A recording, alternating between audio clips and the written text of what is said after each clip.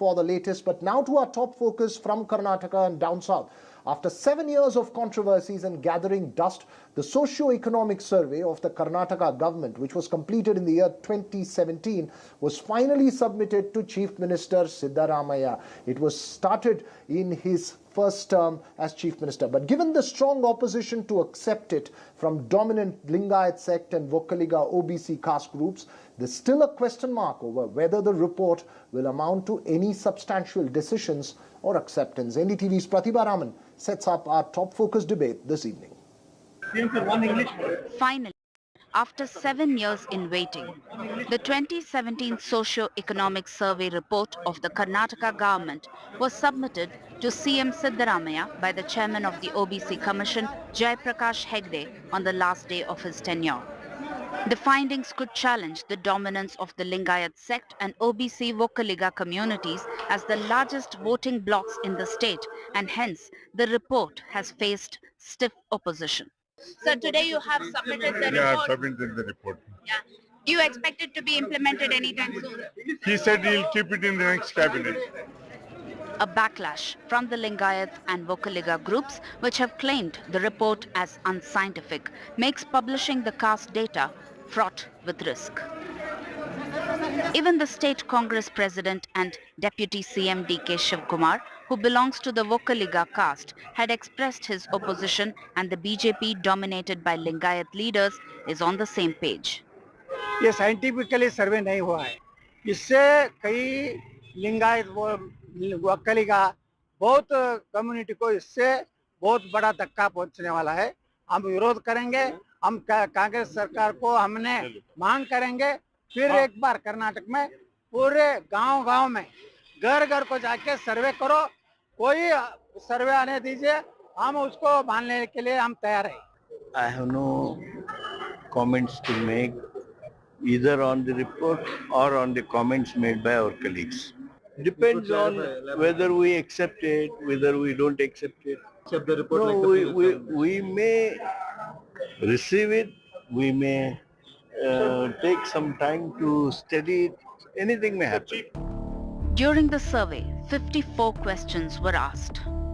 5 crore 90 lakh people covered, 1 crore 30 lakh families surveyed. 169 crore rupees spent by the government on this project. The survey report was ordered by the then CM Siddaramaiah in 2014. Though the report was ready in 2017, it was not accepted due to technical glitches. Successive CMs delayed accepting it. The caste census is a delicate and tricky issue. With the Vokkaligas and Lingayats raising a banner of revolt, will the Congress be willing to take that risk in publishing the report ahead of the Lok Sabha election?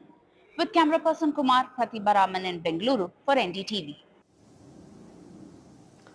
Well, that's an important question that Pratibha Raman raises, and to address that, we have with us this evening Aishwarya Mahadev of the Congress Party, G.S. Prashant of the Bharatiya Janata Party, and also noted cephalogist Sandeep Shastri, who, dare I say, perhaps understands Karnataka as well, or if not better, than some politicians themselves. But Aishwarya Mahadev, my first question to you, given that there was public opposition or questioning of the scientific process behind that report by some of your own senior leaders, including the Deputy Chief Minister and the State Congress President D.K. Shivkumar.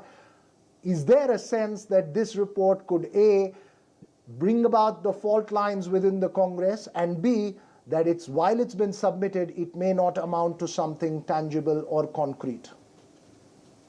Good evening, Veer. I think first and foremost, there's a certain amount of context to this. I believe that populations are extremely dynamic, and any government which seeks to have better delivery of services and for targeted, implementation of social welfare schemes, socio-economic surveys are a necessity and have been done by states over time. The context of this was the Kantraj report that was the former backward classes commissioner had given to us in 2017 was not accepted on the mere ground of one member of the panel had not signed it, and that became the basis of the speculation where 3 subsequent chief ministers themselves, Mr. Yediyurappa, Mr. Basuraj Bommai and Kumaraswamy, rejected it.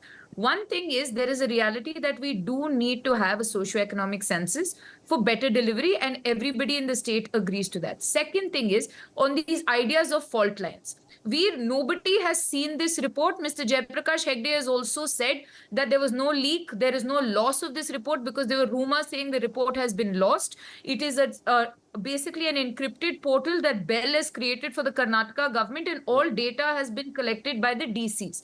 If there were technical difficulties that were there from the period of 2017, Jaiprakash Hegde came in 2020. Subsequently, he has gone on record to say there are no issues with this.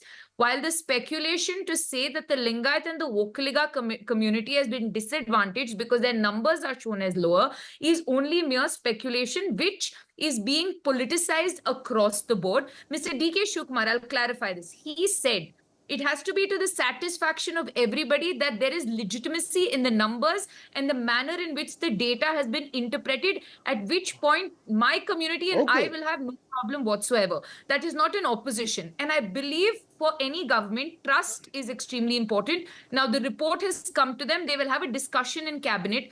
Going forward, if there are problems, if there are discrepancies, we will address it and ensure that all stakeholders in the state are extremely content with the implementation of this report.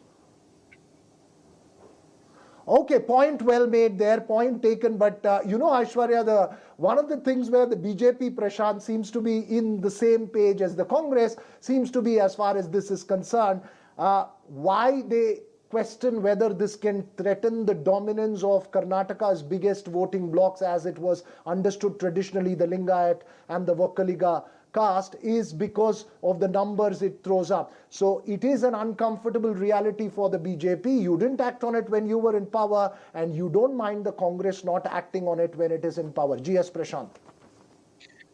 Veera, firstly, BJP stands with all communities. We don't single out any one particular community and say that we stand out with them only. Sabka Saath, Sabka Vikas, Sabka Vishwas, Sabka Prayas has been our motto, and our Prime Minister has emphasized it time and again, and we go with all the communities. And here, the Congress party itself, there are a lot of people who are talking against this report, saying that they have been backstabbed and the survey has not been scientifically done, and it amounts to injustice to a particular community or a faction of the community, so on and so forth. Some religious seers have also mentioned that, be that as it may, we have to first see the report. We will await what the report talks about, what are the methods and methodologies adopted, what is the statistical sampling and the methods adopted, and statistical tools they are adopted to arrive at a particular conclusion, and only then we will be able to comment. To comment on it, to say that based on some apparently, allegedly leaked reports, to say a particular community is shown at a lower percentage than what it is, or higher, I don't think we should get on to that. We must await the report and see and verify the data, and only then comment on it. Otherwise, we will not be doing justice sitting on this panel to just merely speculate what might have been or what is in the report, but we will await. But I'm also emphasizing that many in the Congress are not happy about this. I get the point that you're making, Prashant. I'm sorry to interrupt you. I'm sorry to interrupt you, but I think this is possibly the only discussion where I see Aishwarya actually nodding to what you're saying. So both of you preparing the grounds for potentially saying, let's await, let's study, and then do it. Sandeep Shastri, do you have hope that this report, contents of it, which has been leaked, and I think way back from 2017, I've seen newspaper reports suggesting what is there in that report. Do you believe that we will ever get to see the full context of the report? And B, even if we see it, you think there could be widespread or complete acceptance of it and any kind of substantive decision making based on it? Veera, don't we all live on hope? Various types of hope and various type of expectations. But coming to the critical point that this whole debate has raised. Now, I think, as you very rightly said, the Congress spokesperson and the BJP spokesperson, after a very, very, very, very long time, are on the same page. And that's nice to see a consensus across political spectrum.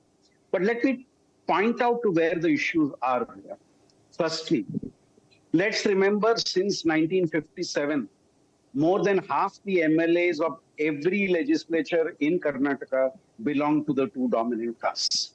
And leaked or not leaked, official or not official, there have been reports since 2017 that the census done indicates that these two groups, the Lingayats and Vokkaligas, are much lower than what is projected by the various groups. And this, I think, is the bone of contention. Everything else is justifications and issues which are brought up to defend what you want to. So a report which was ready 7 years ago is now being submitted after the commission has gone through it. It will be interesting to see what reviews the commission made to remove the glitches of the past. Was it able to remove the glitches at all is, I think, the question. After 7 years, when a report is being reviewed by a commission, can they really undo the glitches which may have been there in a report which was prepared? My own reading of this report, Veera, the cabinet is going to appoint another committee to be able to look at the report more in detail. And by then, the 2024 elections will be over. And then we would have forgotten about this, and every political party will use it as part of its campaign. The Congress will say, we are for caste census, and therefore this is under scrutiny. The BJP will say, we believe in a united India, and the Congress is trying to divide India. So it's very convenient for both of them to take their stance as you go into the election. Don't expect any decision to come out before the elections. Right, important point that you make there. Already the indications are that there will be a cabinet subcommittee formed to study that report before there is an answer. I'm just going to ask one very quick final question to both Aishwarya and Prashant, and I don't have much time, just 30 seconds each. Is this a proof that Karnataka politics remains dominated by caste fault lines in the state, and it's not possible to shake them up, whether in terms of electoral realities or political decision making? First question to you, Aishwarya. Veer, I believe that everybody's resistance to change and age-old systems and especially power structures is well known, whether it's the Ahinda movement, whether it's Devraj versus politics. Karnataka has always been apprehensive to churn, but social welfare is the priority. And we believe, and now especially with all the apprehensions coming from certain communities, it is the responsibility of my government to now assuage their fears and also put out in the public domain what the reality is. I believe this is a trust-building exercise, and irrespective of the way forward, I think the acceptance of this report is a step in the right direction, and we will see how better we can deliver social welfare to the people through this in whatever manner going forward with the trust of the people, Veer. Prashant, your 30 seconds. Veera, we have already redefined what the four castes now must be. I think our PM is on record to say women, farmers, youth, and poor. These are the four castes that we must look into and not anything else. Therefore, we will strive for development of all these four castes, which automatically results in a Viksit Bharat by 2047, a developed India by 2047, where we are on the verge of becoming the third largest economy in 3 or 4 years. And by 2047, we will be one of the world superpowers. So therefore, Prashant, these but it four doesn't castes, answer the core question of whether it's... No, it's a very fascinating political speech that you've given, but it doesn't answer the core question of why a caste survey report commissioned by the government, in which over 160 crores of taxpayer money was spent, has to remain idle after 7 years, and whether something will come out of it. I'm sorry we've run completely short of time now, but that's all we have time for on this debate. Thanks Sandeep Shastri as well for joining us. Now to our special focus this evening. At a time when there is a nationwide concern over student suicides and exam stress, a Telangana rule seems like a terrible imposition on students of class 11 and 12. Even if a student is a minute late for an exam, they will not be allowed to take it according to the rule. While the intention is to maintain discipline, does it add unnecessary stress? And that's the issue in focus after a 12th standard student at the remote Adilabad district of the state died by suicide. While the intermediate board says the boy never came to the exam center and the rule forbidding late arrivals from writing the exam is not the reason for the suicide, the question has been raised about the rule itself. Is it necessary to be so harsh? Should there be leniency and revisit such rules? And more importantly, does this fit into the changing idea of exams itself and efforts to reduce the burden on students? My colleague Uma Sudhir joins me from Hyderabad, and with her is child's rights activist Isidore Phillips. Uma, while this incident may or may not be linked to the rule, the idea of losing an exam, even if you're a minute late, does seem regressive and very aggressive. Yes, indeed. Mr. Burra Venkatesham, who is the Principal Secretary in the TS Board of Intermediate Examination, has clarified, saying that he has got a report from the District Education Officer which seemed to suggest that the CCTV footage between 8:55 a.m. and 9:05 a.m. this child has not been seen in that footage, and therefore they are saying he has not come physically to the center because no one had appealed to them for coming into the entrance, entering the examination center after this time period either, and therefore they are saying the rule for latecomers may not be applicable here. And he's also pointing out that it is actually meant to stop any kind of an unfair practice in terms of photocopying of the question paper after the exam starts and releasing it to the latecomers, who may then be at an unfair advantage. I have with me Isidore Phillips. Telangana, unfortunately, like many other state boards also, has this reputation of having to deal with student suicide deaths during results and also during exam stress itself. Here, the 1 minute rule, obviously something that students who don't have private transport, who come from very difficult circumstances, exam centers are so far away, nothing in their control, and teachers don't come on time, officers don't come on time, politicians don't come on time. We expect young adults to come on time. I think it's extremely sad. I think the intent of the rule is good. You want to curb, but we need to also remember the curbing malpractice is basically government's problem. It is the system's responsibility. Pushing it onto the child and saying, yes, 1 minute, 5 minutes, after that you're not allowed, it's very, very unfair. And given the circumstances in which we are, some of them have to travel major distances. And I think one of the biggest things that the national education policy talks about is reducing stress. Now, when we are talking about reducing stress, what is it that we are doing to reduce stress? One of the biggest problem in the education system today, especially the examination system, all of us, right from top to bottom, we know that there's something fundamentally wrong with that whole thing. And in that thing, what is it that this department can do is to reduce a little more stress. One, what is it that you can do? Ensure that they've already studied, we don't know how many late nights, we don't know what kind of stress they are in. And an examiner, timing is another last moment stress. Is it necessary? Not necessary. We need to actually turn the discussion upside down and say, how do we make it student friendly? How do we make it child friendly? How do we facilitate? And I think this kind of facilitative environment is going to reduce stress. Thank you so much. So that is summing it up really very well, saying that why are we conducting these exams, and is that meant to actually cause stress? The larger purpose is something that we are forgetting, even though in policy we speak about it. Back to you, Veera. Right, thanks very much, Uma, there. I love that question where you say politicians don't come on time, bureaucrats don't come on time, but we expect our young adults to come on time. May I just point out that television journalists have to be on time because the shows start on time. But yeah, we'll keep our focus on that serious issue, but that's all we have time for on the Southern View this evening. The news continues right here on NDTV.